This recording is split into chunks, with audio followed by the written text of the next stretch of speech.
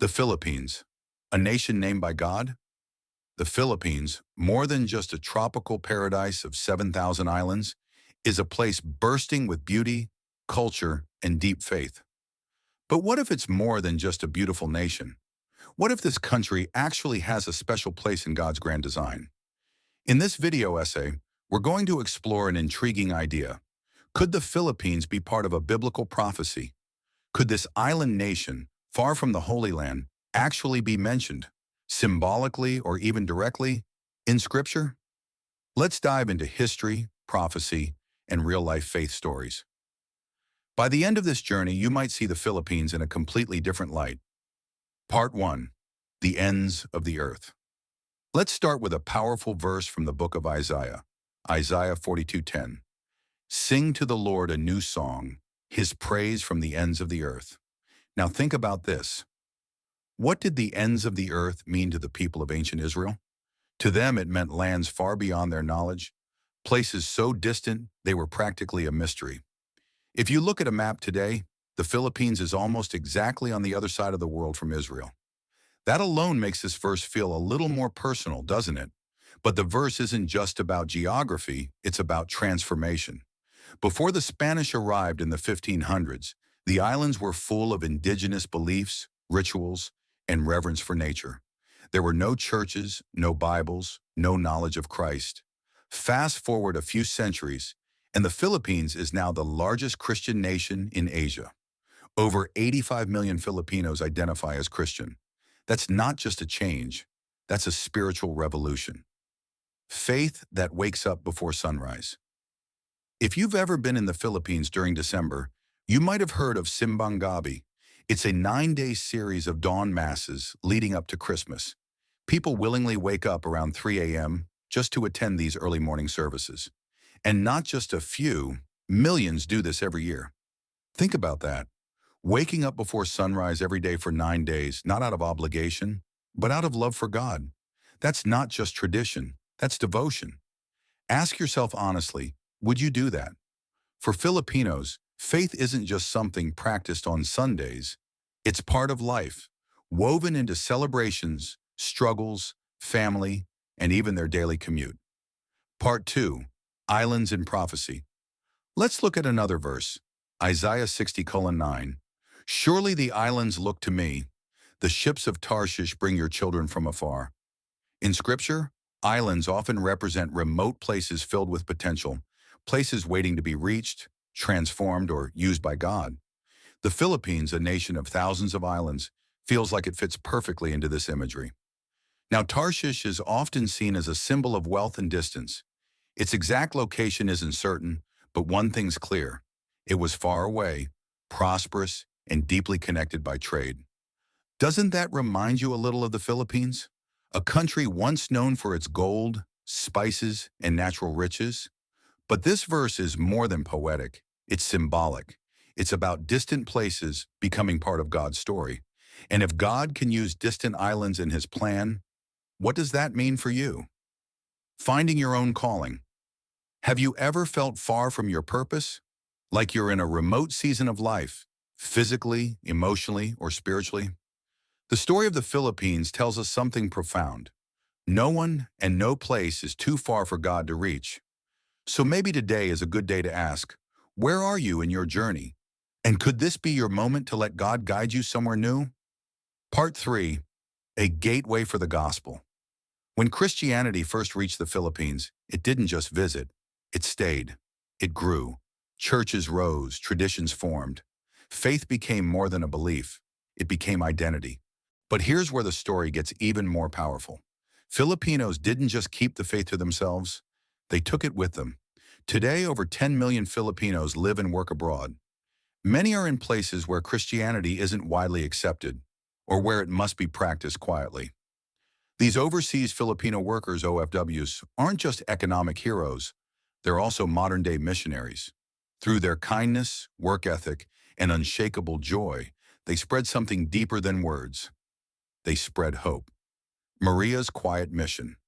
Let's talk about Maria. She's an OFW in Saudi Arabia. She can't openly talk about her faith, but she doesn't have to. Her co-workers notice something different. She's calm under pressure, always ready to lend a hand, and they sometimes see her praying quietly. Soon people start asking questions. Why are you always so hopeful? Why do you pray like that? And just like that, faith spreads, not through preaching, but through presence. You don't need a stage to share your beliefs. Sometimes your life speaks louder than any words. Part 4. A nation called by God. So could the Philippines actually be part of a prophecy? We can't say for sure, but it's hard to ignore the striking parallels. From a land once unknown to a global hub of Christianity, the journey of the Philippines echoes biblical themes of transformation, calling, and purpose. It's as if God took a remote group of islands and said, yes, even here, even these people, even this place. And if he can do that with a nation, just imagine what he can do in your life. Final thoughts, your place in the story. Maybe this isn't just about one country. Maybe it's about all of us.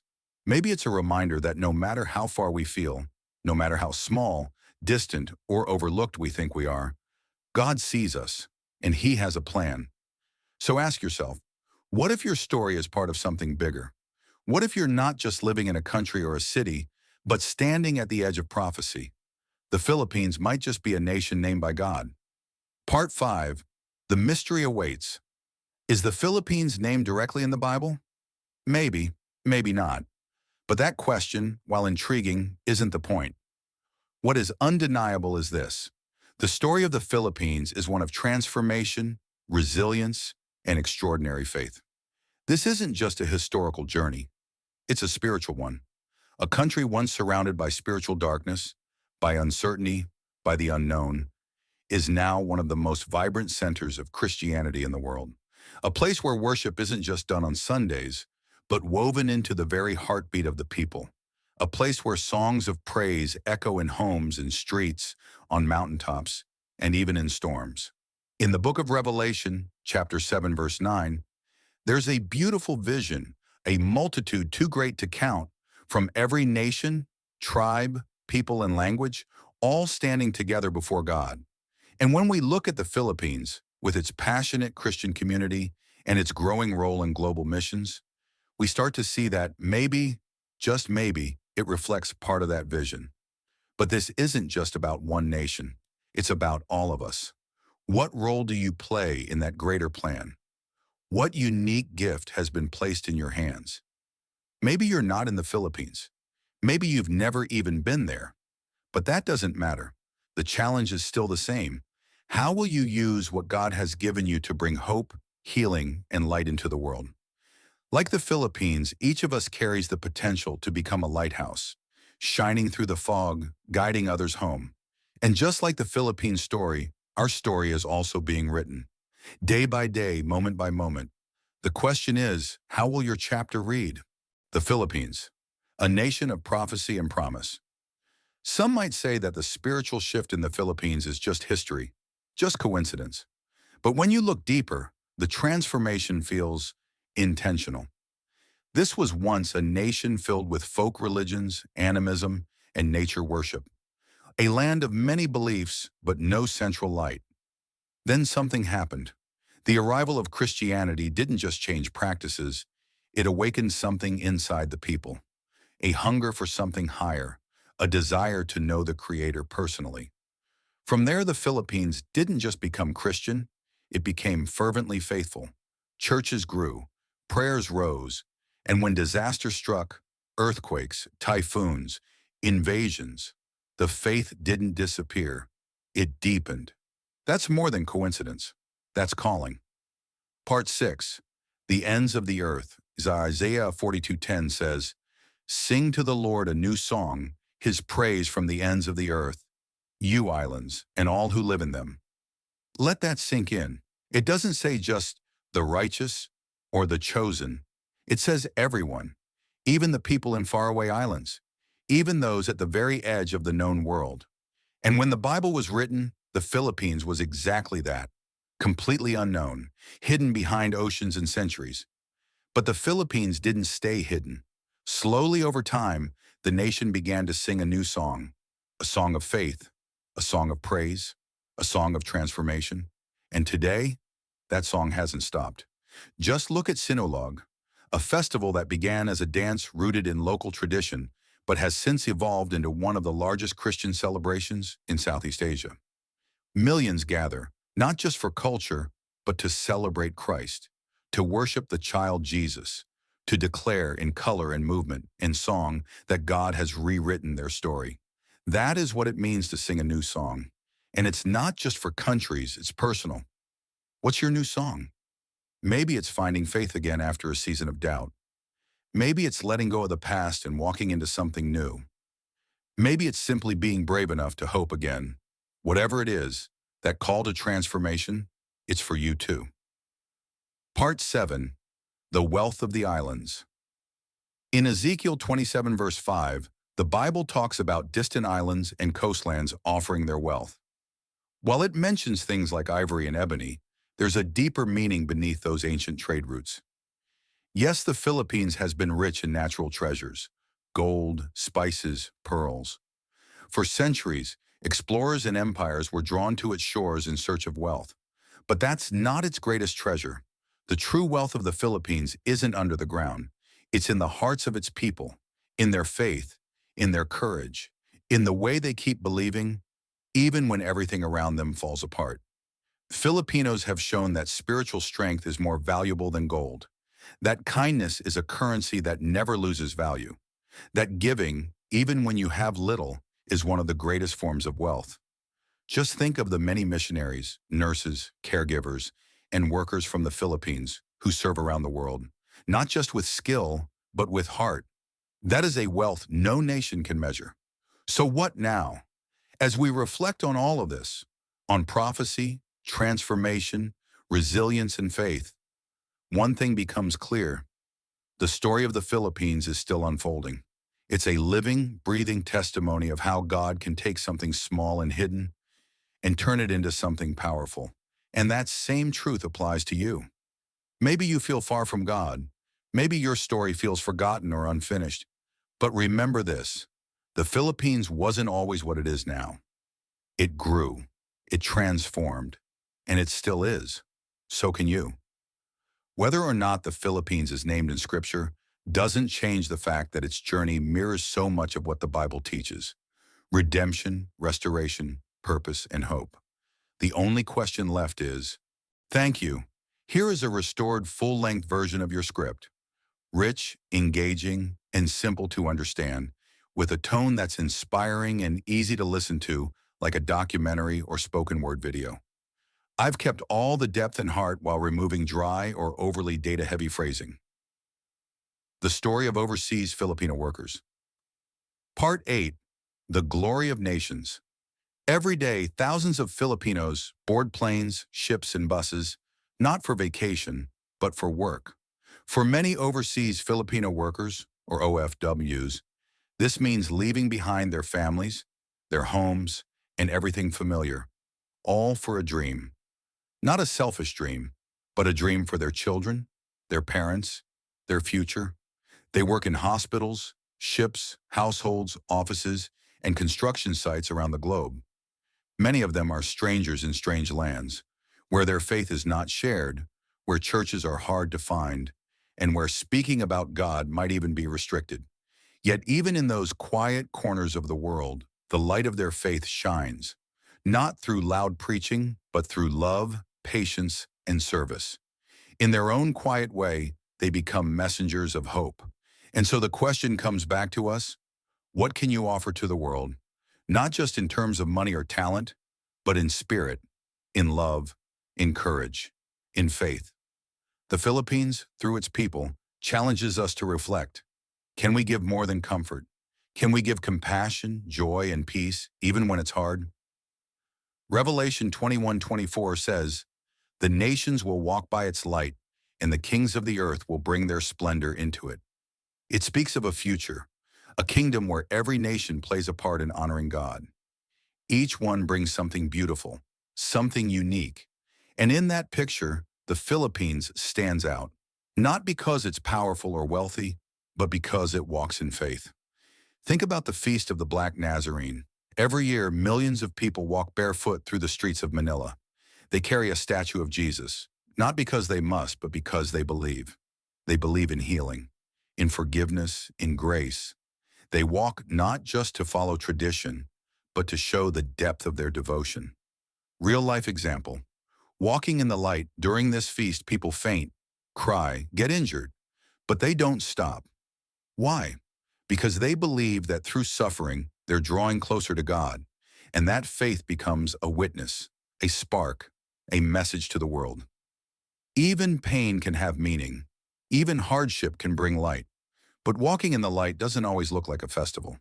Sometimes it's as simple as listening to a friend, or choosing to forgive, or thanking God before a meal. You don't have to carry a statue to carry the light. Part 9, A Vision for the Future. The story of the Philippines is still being written. It's a country made of more than 7,000 islands, and even more stories. Stories of courage, sacrifice, faith, and generosity. And while it may seem like just one small nation among many, God sees something deeper, a purpose, a role in his greater story. Part 11, A Nation That Lives Its Faith. All over the world, people are searching for meaning. And in one corner of the world, there's a nation whose story of faith stands out, the Philippines. When Christianity first arrived here in the 1500s, it didn't just stick, it sank deep into the soul of the nation. It didn't clash with the culture, it became part of it. While in other places faith was pushed away, in the Philippines it was embraced and made personal. And now that faith is not just something Filipinos hold, it's something they carry into the world. Every year, millions leave their families to work overseas. But what they bring with them isn't just skills or culture. They bring love, compassion, and quiet strength, all shaped by faith. They turn homes, offices, and even strangers' hearts into places of hope. They don't preach with loud voices, but with everyday acts of kindness. A listening ear, a prayer for a coworker, a word of encouragement. That's what it means to live the Great Commission. Not in theory, but in real life. So what about us? Where are we called to be shepherds? In our homes, our schools, our jobs? Maybe it's in how we treat others, or how we show up for someone who's struggling. The way we live can speak louder than any sermon. Part 12, Celebrating Faith Living Identity. In the Philippines, faith isn't just private, it's a celebration, literally. All over the country, festivals of faith bring millions together. Take Sinulog, where crowds dance in the streets honoring the Santo Niño, the child Jesus, or the Black Nazarene procession in Manila, where barefoot pilgrims walk for hours in prayer and devotion, braving the heat in the crowd just to touch the statue. These aren't just traditions. They're expressions of deep, living faith. They show us something powerful. Faith here isn't just something passed down from parents. It's something lived. It's personal, it's joyful, and sometimes painful, but always real. These celebrations aren't just about religion, they're about identity. They say, this is who we are. We believe. We trust. We give thanks. And in a world that's often cold or divided, this kind of bold, beautiful faith stands out like a light in the dark. Part 13, A Nation in God's Bigger Picture. The Bible is full of verses that talk about faraway islands praising God. Isaiah 42:10 says, "Sing to the Lord a new song, you who go down to the sea, and all that is in it, you islands, and all who live in them." Now think about this. Over 7,000 islands make up the Philippines, surrounded by sea, far from the biblical world. But something about the Philippines feels like a match to those ancient words. This is a nation that went from colonization and poverty to becoming one of the world's most vibrant Christian voices. That's not an accident. That's a story only God could write. And it's not just for show. Filipino workers are in countries where it's risky, even dangerous, to talk about Jesus. But still, they serve with love. They pray. They encourage. They live their faith in places where many would stay silent. That's what it means to be a light. Not always dramatic, but constant, quiet, powerful. So what about you? Where can you be a light? Is it in your family, in your neighborhood, online? You don't need a stage. You just need to show up with love. Part 14, A future worth dreaming about. The story of faith in the Philippines is still being written. Revelation 7:9 describes a great crowd in heaven, people from every nation, tribe, and language, worshiping God together. And you can almost picture Filipinos in that crowd, with hands raised, voices singing, hearts full of praise. Because this is a nation that doesn't just keep faith, it shares it. Filipino communities around the world are starting prayer groups, leading worship, helping the poor, teaching children. They are living the gospel, one day at a time. Now imagine the future, a new generation rising up. Kids and teens who've seen their parents live their faith and want to do the same. A nation not just receiving help from the world, but giving back, lifting others up through missions, education, and service. That's the power of a legacy rooted in faith. Conclusion, a question that matters. So is the Philippines mentioned by name in the Bible? Number. But when you see the prophecy about islands praising God, when you see the Great Commission lived out by ordinary people across the globe, you begin to wonder if this story is more than just coincidence. The Philippines is showing the world that faith isn't just something you believe, it's something you become. A living, breathing testimony to God's goodness. But this isn't just their story, it's ours too. Because wherever you are in the world, no matter your background, you have a role in this. You can bring hope, you can show love, you can shine. This story is really about all of us. Just like the Philippines has embraced its unique calling, each of us is invited to find our own place in God's grand design. It's a reminder that faith, purpose, and meaning aren't tied to one place or one person. They can come from anywhere, from anyone. So what do you think? Could the Philippines truly be part of a divine prophecy? Or maybe it's more about how faith can grow and shine in the most unexpected places, inspiring people everywhere. I'd love to hear what you believe. Please share your thoughts and reflections down in the comments. Let's start a conversation and learn from each other's perspectives. If you found this video helpful or inspiring, please show your support by liking the video and subscribing to the channel. And don't forget to check out the 2 videos that will pop up next. Let's keep exploring these amazing stories together. Thank you so much for being here, for joining this journey of faith, history, and purpose. Until next time, may light guide your way and fill your heart.